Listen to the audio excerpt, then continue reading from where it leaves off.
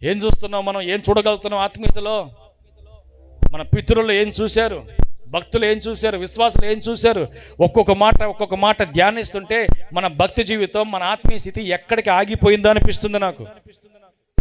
ఎక్కడి దాకా వచ్చి మనం నిలిచిపోయామో అనిపిస్తుంది మనకి. హల్లెలూయా. అంతెందుకండి ఆత్మ లేనటువంటి పశువులు అవి చూస్తున్నాయంట ఒక విషయాన్ని. చూడండి, కీర్తనకారుడు 104 21వ మాట.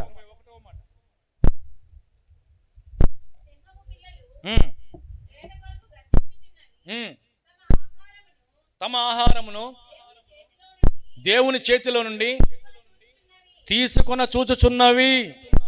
దీనికి అర్థం ఏమిటో తెలుసా? జంతువులు, పశువులు ఆహారము, వాటికి కావాల్సిన ఆహారం ఎక్కడి నుంచి వస్తుందో తెలుసా?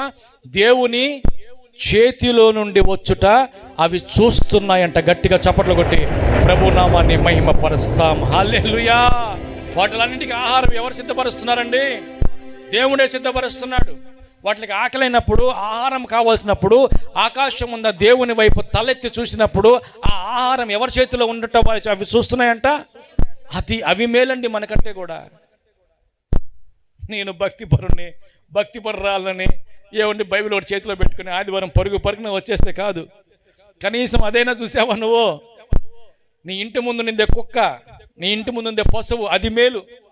దానికి ఆహారం కావాలన్నప్పుడు పైకైతే చూస్తే అంట దాని ఆహారం దేవుని చేతిలో ఉండుట అది చూస్తుందంట. హల్లెలూయా. ఒక్కొక్క మాట ధ్యానిస్తుంటే ప్రభువా ఎక్కడికి నిలిచిపోయామో, మా సంఘం ఎక్కడికి ఆగిపోయిందో అనిపిస్తుంది నాకు. హల్లెలూయా. సార్వత్రిక సంఘమా, ఇంతగా ప్రభు మాట్లాడుతున్నాడు కదా, ఇంతగా ఆత్మీయ జీవితాన్ని నువ్వు చేస్తున్నావు కదా, ఇంతగా విశ్వాస యాత్రను కొనసాగిస్తున్నావు కదా, ఇప్పటికి నువ్వేం చూస్తున్నావో తెలుసా? నీ శ్రమ, నీ అప్పుల భారం, నీ రోగాలు, నీ కష్టాలు, నీ బాధలు, వీటి వైపే నువ్వు చూస్తున్నావు.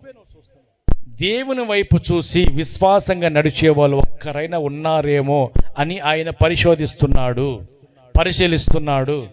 ఎందుకంటే నీ కష్టమే నీకు ఎక్కువైపోతుంది, నీ బాధే నీకు ఎక్కువైపోతుంది, నీ దుఃఖమే నీకు ఎక్కువైపోతుంది. కష్టం వచ్చినా నష్టం వచ్చినా భయపడిపోతున్నావు. వాటి వైపు మాత్రమే నువ్వు చూస్తున్నావు, దేవుని వైపు నువ్వు చూడలేకపోతున్నావు. శ్రమ వచ్చింది నాన్న, నింద వచ్చింది, కష్టం వచ్చింది, బాధ వచ్చింది నాన్న, నువ్వు దాని వైపు చూడకూడదు నాన్న. నువ్వు దేని వైపు చూడాలో తెలుసా? దేవుని వైపు చూడాలి. గట్టిగా చప్పట్లు కొడతామా? హల్లెలూయా. ఇప్పటికీ నీ ఆత్మీయ జీవితంలో నువ్వు నేర్చుకోలేని విషయం ఏదైనా ఉందంటే ఇదే.